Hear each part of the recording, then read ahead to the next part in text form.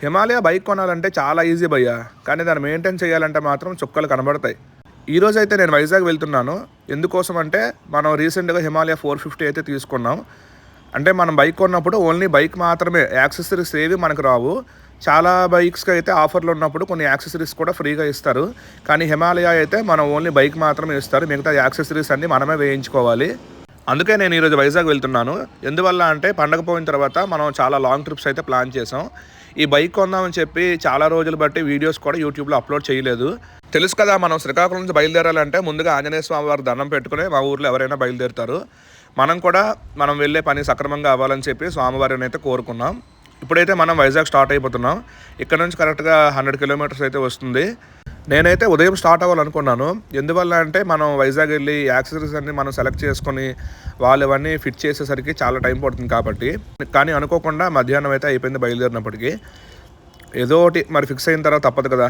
ఇప్పుడైతే మనం హైవేకి దగ్గరలో ఉన్నాం. ఇక్కడ నుంచి మనం హైవే ఎక్కితే ఒక 1.5 అవర్లో మనం వైజాగ్ అయితే వెళ్ళిపోవచ్చు. రణస్థలం దగ్గరలో కొంచెం ఫ్లైఓవర్ వర్క్స్ అయితే అవుతున్నాయి, అక్కడ కొంచెం మనకు లేట్ అవ్వచ్చు. ఆ ఫ్లైఓవర్ అయిపోతే ఇంకా మనం వైజాగ్ ఫాస్ట్గా వెళ్ళిపోవచ్చు. ఇప్పుడైతే మనం శ్రీకాకుళం బైపాస్ దగ్గర ఉన్నాం. ఇక్కడ నుంచి మనం వైజాగ్ హైవే అయితే ఎక్కాలి. ఇక్కడ నుంచి కొంచెం జాగ్రత్తగా వెళ్ళాలి. ఎందువల్ల అంటే మనం హిమాలయ బైక్ కొన్న తర్వాత ఫస్ట్ టైం మనం వైజాగ్ వెళ్తున్నాం. ఇంతకుముందు వరకు మనం రాయల్ ఎన్ఫీల్డ్ స్టాండర్డ్ ఎలక్ట్రా అయితే వాడేవాళ్ళం. దాని స్పీడ్ మనకు తెలుసు. కానీ ఈ బైక్ మీద ఫస్ట్ టైం మనం ఎక్కువ దూరం ట్రావెల్ చేయడం కాబట్టి కొంచెం మనకు అలవాటు అయితే అప్పుడు మనం స్పీడ్గా వెళ్ళొచ్చు, అంతవరకు స్లోగా వెళ్ళాలి. బైక్ కొన్న తర్వాత కొన్ని ప్లేసెస్కి అయితే వెళ్ళాం, కానీ అవన్నీ శ్రీకాకుళం జిల్లాలోనే తిరిగాం. ఇప్పటివరకు మనమైతే బయటికి ఎప్పుడు వెళ్ళలేదు, ఇదే ఫస్ట్ టైం. ఇప్పుడైతే రణస్థలం వచ్చేసాం. ఇక్కడ చెప్పాను కదా, ఫ్లైఓవర్ కన్స్ట్రక్షన్ అయితే అవుతుంది, అందువల్ల కొంచెం ట్రాఫిక్ ఎక్కువగా ఉంటుంది. ఈ యొక్క రణస్థలం దాటిపోతే మనకి ఇంకా వైజాగ్ వరకు ఎటువంటి ఇబ్బంది ఉండదు. ఈ యొక్క ఫ్లైఓవర్ గవర్నమెంట్ వేయడానికి చాలా సంవత్సరాలు పట్టింది. ఫైనల్గా ఇప్పుడైతే అప్రూవల్ వచ్చింది. మొత్తం శ్రీకాకుళం నుంచి వైజాగ్ వరకు మొత్తం ఫ్లైఓవర్స్ అన్నీ అయిపోయి ఎక్కడ ఇబ్బంది లేదు. ఒక్క రణస్థలంకే చాలా లేట్ అయ్యింది. ఇప్పుడైతే మనం రణస్థలం దాటిపోతున్నాం. మనం ఫుల్ వీడియో అప్లోడ్ చేసి దగ్గర 3 months అయితే అవుతుంది. ఎందువల్ల అంటే మన పాత బైక్ అయితే రాయల్ ఎన్ఫీల్డ్ స్టాండర్డ్ ఎలక్ట్రా ఉండేది. దాని మీద మనం ఎవ్రీ మంత్ చాలా ట్రిప్స్ అయితే వేసేవాళ్ళం. దాని మీద మనకి యూట్యూబ్ స్టార్ట్ చేసింది కూడా దాంతోనే. కానీ రామేశ్వరం వెళ్ళొచ్చిన తర్వాత కొంచెం ఆ బండితో ఇబ్బంది అయితే జరిగింది. అంటే ఎక్కువ లాంగ్ వెళ్ళడానికి అటువంటి బళ్ళు అయితే సూట్ అవ్వని. అందువల్ల చాలామంది అయితే నాకు హిమాలయ సజెస్ట్ చేశారు. అప్పుడు హిమాలయ 450 తీసుకుందామని నేనైతే ఫిక్స్ అయ్యాను. కానీ స్టాండర్డ్ ఎలక్ట్రా అలాగే హిమాలయ రెండు మనం మెయింటైన్ చేయాలంటే చాలా కష్టం కాబట్టి నా పాత బైక్ అమ్మేసి ఆ వచ్చిన డబ్బులతో హిమాలయ 450 కొన్నాను. అలాగే మిగిలిన డబ్బులు కూడా నేను ఈఎంఐ కన్వర్ట్ చేసుకున్నాను. దానివల్ల మనకు కొంచెం ఈజీగా ఉంటుంది. ఇప్పుడైతే మనం వైజాగ్ వచ్చేసాం. ఇక్కడ నుంచి మనం అక్కయ్యపాలెం అయితే వెళ్ళాలి. నేను శ్రీకాకుళం నుంచి బయలుదేరినప్పటికీ 1:45 అయ్యింది. వైజాగ్ వచ్చేసరికి 3:30 అయ్యింది.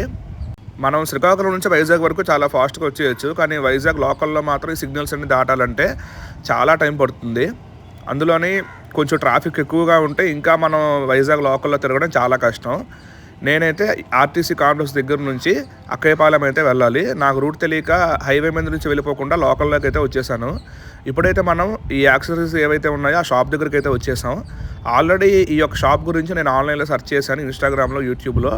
రివ్యూస్ అయితే చాలా బాగున్నాయి. ఇప్పుడు మనం చూస్తున్న అబ్బాయి ఓనరు, ఆయనే మనల్ని చాలా బాగా రిసీవ్ చేసుకున్నారు. మనకి పార్ట్స్ గురించి తెలియదు, దానికోసం బాగా ఎక్స్ప్లెయిన్ చేశారు. అలానే మంచి పార్ట్స్ అంటే జెన్యూన్ పార్ట్స్ బ్రాండెడ్వే మనకు సజెస్ట్ చేశారు.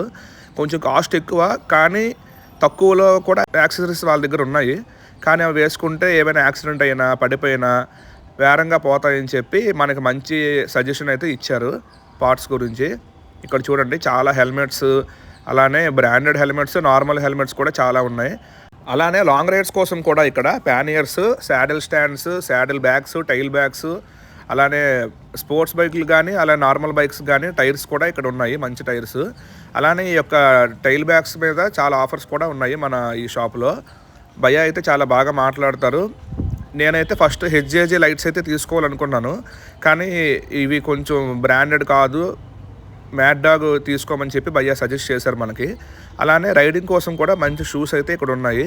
అంటే బ్రాండెడ్ అయితే భయ్య డబ్బులు తగ్గించలేరు, కానీ నార్మల్ అయితే చాలా డబ్బులు అయితే రీజనబుల్గా ఉంటాయి.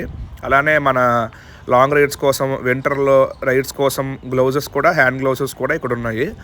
రైడింగ్ జాకెట్స్, ప్యాంట్స్ కూడా ఇక్కడ అవైలబుల్గా ఉన్నాయి. ఈ యొక్క రైడింగ్ జాకెట్ అయితే మనం ఆల్రెడీ బెంగళూరులో రైనాక్స్ కంపెనీవే తీసుకున్నాం. చాలా రోజులు అది యూజ్ చేయలేదు కాబట్టి అందులో మనం ఈ మధ్య వెయిట్ కూడా కొంచెం ఎక్కువ అయ్యాం కాబట్టి అది చాలా టైట్ అయిపోయింది. కాబట్టి కొంచెం డైట్ చేసి మళ్ళీ ఐనాక్స్ జాకెట్ని మళ్ళీ మనం వాడాలి. ఎందుకంటే మళ్ళీ కొత్తది కొనాలంటే చాలా డబ్బులు అవుతాయి కాబట్టి అంత బడ్జెట్ లేదు మన దగ్గర, ఉన్న దాంట్లో అడ్జస్ట్ అవ్వాలి. ఈ యొక్క రైడింగ్ షూస్ అయితే తీసుకుందాం అనుకున్నాను కానీ ఇవి దగ్గర 8,000 అయితే ఉన్నాయి. ఇవి అయితే 6,000 రూపాయలు ఎంత చెప్పారు భయ్యా మనకి. ఫైనల్గా మన బైక్ అయితే రెడీ అయిపోయింది. మొత్తం ఈ యాక్సెసరీస్ అన్నీ 30,000 అయ్యింది. మొత్తం మనం బైక్ సంబంధించి 13 యాక్సెసరీస్ అయితే తీసుకున్నాం. అవేంటో చూద్దాం రండి. ఇప్పుడు మనం చూస్తున్న లైట్స్ అయితే మ్యాడ్డా కంపెనీవి, చాలా బాగుంటాయని తీసుకున్నాను. అలానే రేడియేటర్ గార్డు, ఆ కింద ఉండే sump guard, crash guards, saddle stand, అలానే టాప్ లైట్ కూడా మనం తీసుకున్నాం. అలానే సైడ్కి ఇంకా బ్రేక్ ఆయిల్ గార్డ్, అలానే సిలిండర్ గార్డ్ కూడా తీసుకున్నాం. మన లాంగ్ రైడ్స్ కోసం ఉపయోగపడతాయని ఇంత ఖర్చు అయితే పెట్టినాం. మనం ఇప్పుడైతే వైజాగ్ నుంచి స్టార్ట్ అవుతున్నాం. మనం షాప్కి వెళ్ళేసరికి 4 అయ్యింది. 4కి స్టార్ట్ చేస్తే ఈ యాక్సెసరీస్ అన్నీ వేసేసరికి 7 అయ్యింది.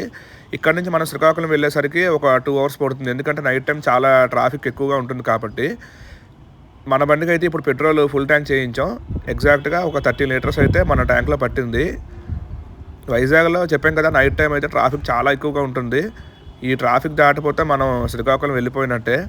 చాలా ఎక్కువగా ఉంది ట్రాఫిక్ అయితే. అక్కైపాలెం నుంచి హనుమంతవాకు వరకు చాలా ట్రాఫిక్ అయితే ఎక్కువగా ఉంటుంది.